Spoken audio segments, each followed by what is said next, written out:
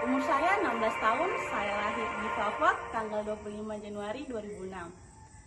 Hobi saya yaitu membaca. Mata pelajaran kesukaan saya yaitu matematika, karena saya suka menghitung. Cita-cita saya ingin menjadi polisi wanita atau polwan. Perkenalkan, nama saya Muhammad Saiful Bahri Zamado, biasa dipanggil Saiful. Umur saya 16 tahun, tempat tanggal lahir Fak 16 Desember 2005. Hobi saya renang, pelajaran kesukaan bahasa Indonesia, karena gurunya baik. Cita-cita saya menjadi tentara. Kenalkan, nama saya Syaril Bari, biasa dipanggil Ariel. Umur 16 tahun, tempat tanggal lahir Fak 28 Maret 2006. Hobi nonton film, belajar kesukaan pejas karena suka olahraga.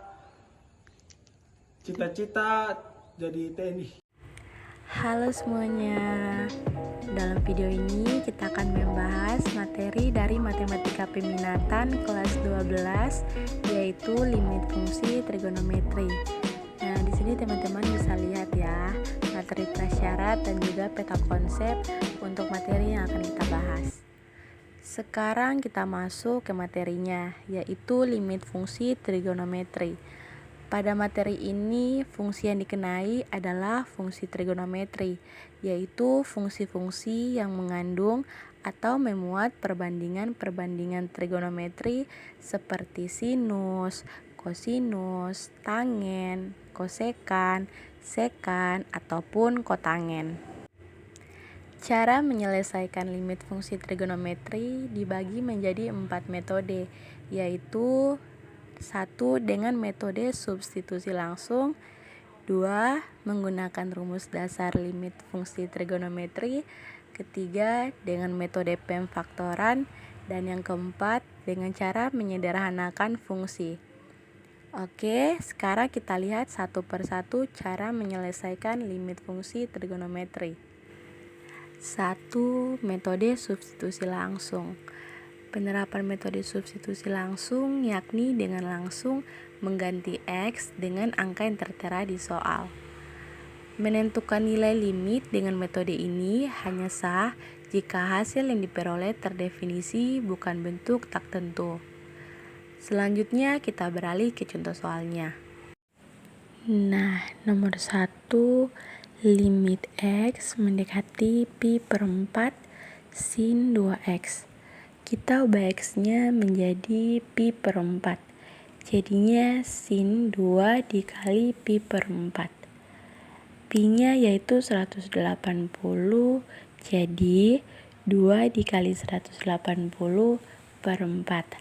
Hasilnya yaitu sin 90. Sin 90 derajat yaitu 1. Jadi jawabannya adalah 1. Contoh berikutnya yaitu limit X menuju 3pi per 4. Tangen 3X tambah 2. Sama seperti nomor 1 tadi, kita hanya perlu mengganti X-nya dengan 3pi per 4. Jadinya tangen 3 dikali 3pi per 4 ditambah 2. Hasilnya yaitu tangen 45 ditambah 2. Tangen 45 yaitu 1 ditambah 2, jadi hasilnya adalah 3. Beralih ke metode berikutnya, yaitu dengan menggunakan rumus dasar limit fungsi trigonometri. Berikut ialah rumus dasar dari limit fungsi trigonometri. Nah, langsung aja deh kita aplikasikan ke dalam soal supaya kamu makin mudah untuk memahaminya. Nomor 1, limit X menuju 0 dengan fungsi sin 2X per 3X. Kita hanya perlu memasukkan nilai koefisien, pembilang dan penyebutnya. Tapi kita perlu pastikan dulu nih, sudut trigonometri dengan pasangannya memuat bentuk yang sama tidak? Nah, kalau di sini sama-sama X ya. Kalau udah sama, kita cek deh koefisien pembilang dan penyebutnya. Nah, nanti nilai limitnya akan sama dengan hasil bagi koefisien di pembilang dan penyebutnya. Jadi jawaban nomor 1 yaitu 2/3. Untuk nomor 2, 3, 4, dan 5 konsepnya sama ya. Untuk nomor 6-nya kita kalikan dulu, yaitu limit X menuju 0, X per 3X dikali limit X menuju 0 sin 5X per tangen 2X. Nah, kalau sudah gini, kita tinggal masukkan koefisien pembilang dan penyebutnya, yaitu 1/3 dikali 5/2. Hasilnya yaitu 5/6. Selanjutnya metode pemfaktoran. Nah, cara ini digunakan jika ketika limit X menuju A, F dikali X disubstitusikan langsung menjadi F dikali A akan menghasilkan bentuk tak tentu atau 0/0 dan bentuk pecahannya bisa disederhanakan. Nah, kita langsung ke contoh soalnya aja ya. Limit X menuju 0 tangen X per X kuadrat ditambah 2X. Langkah pertama, gunakan substitusi dulu. X-nya kan mendekati 0 tuh.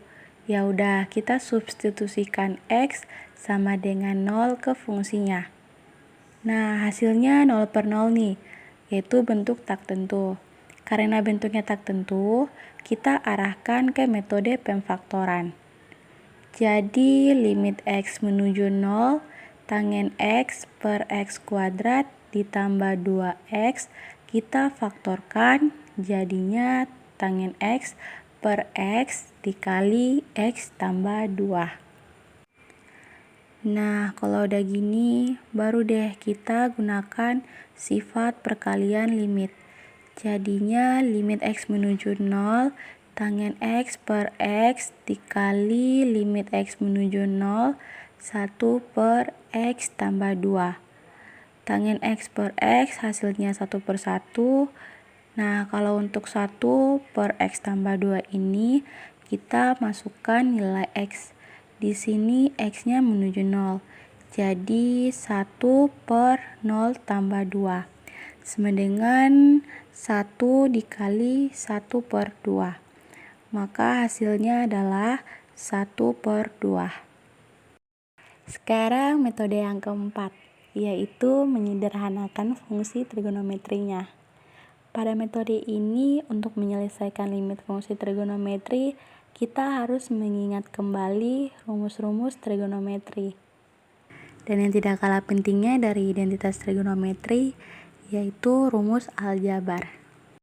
Ini bisa memudahkan kita dalam melakukan pemfaktoran, sehingga bisa kita sederhanakan bentuk fungsi trigonometri yang ada di limit itu sehingga memudahkan kita dalam menentukan nilai limitnya.